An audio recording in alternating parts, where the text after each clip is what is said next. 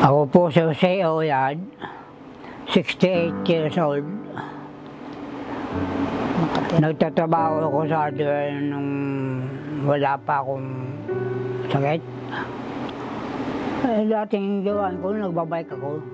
Malakas pa yung katawan niya, kasi pag hindi siya makapag-bike, nanghihina. Kaya nagbabike talaga siya yan, linggo-linggo. Kakarating ako ng Tagaytay sa Pampanga. Karating ako ng Ibexia. March 2022, yun na, mga 9 o 10 siguro. Nandun siya sa labas eh. Tapos sabi niya sa akin, parang nahihilo ako. Sabi ko, ay tayo minom ka ng tubig. Kasi parang mainit lang yan. Kaya mainit yun eh. Sobrang init talaga nun eh. Minom siya nun ng tubig nung time na yun. Hindi, sabi ko, ano tayo, kamusta na? Medyo okay nga, mainit lang siguro to, sabi niya. O di, sabi ko, magpahinga ka na lang dyan. Pagising niya, sabi niya, nahihilo ka pa tayo, sabi ko sa kanya. Sabi niya, oo, medyo, parang pagtayo, bigla siyang tumayo. Sabi ko, parang iba na si tatay, yung parang ganun yung balikat niya. Hindi naman kasi siya nahimatay o kaya parang natumba. Hindi, natulog lang talaga siya. Hapon, dumating yung anak niya, yung hipag ko, sabi niya, Ging, sabi ko, ano parang iba si tatay? Sabi niya, sige bukas pa-check up natin. Itong case study natin, upon waking, na-stroke na. Di ba? Meron na siyang signs ng paralysis.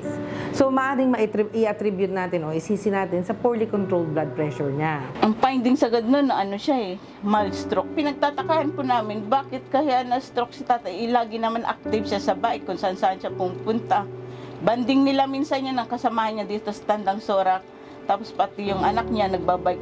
Nagbabike sila yung mag-ama eh. Sana gumaling na si tatay para makapag-bike na sila ng anak niya, yung banding nila. Nahirap din kasi makita na ganyan yung sitwasyon niya eh. Yung ang lakas-lakas niya tapos bigla na ganyan.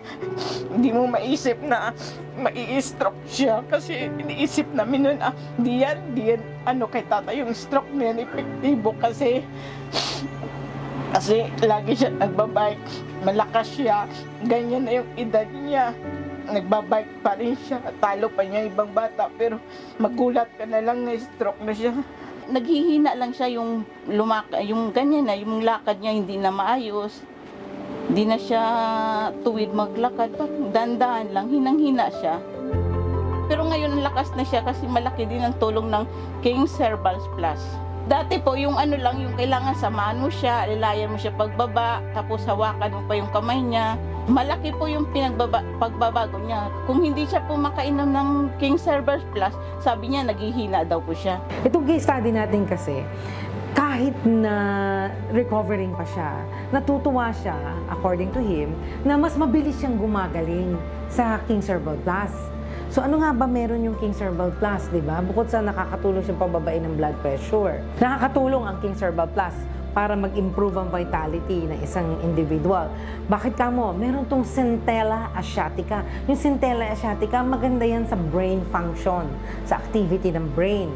Meron tong avocado. Ito ay performance enhancer. Ang vitamin B na importante sa recovery ng nerves, C, A, and E, rich yan sa King Cerbal Plus. Yung turmeric, ginger, at saka garlic na laman ng King Cerbal Plus, lahat yan, di ba ang mga stroke, malapot ang dugo niyan eh, kaya bumabara yung ugat niyan eh. Yung turmeric, ginger, at garlic, nakakatulong para palabnawin ang dugo. So, kung wari, ikaw at high risk ng stroke, kung wari smoker ka, magandang nagki-King Cerbal Plus kasi makakatulong para wag masyadong malapot yung dugo mo. O kung mahilig ka sa taba, mag-King Cerbal Plus ka. Kasi para lumabnaw ng konti yung dugo mo, maiwasan ang stroke.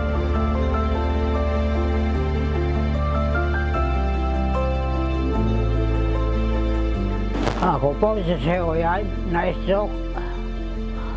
Ay uminom ako ng King Cerbal Plus at ako ay gumagaling na unti-unti. Maraming salamat.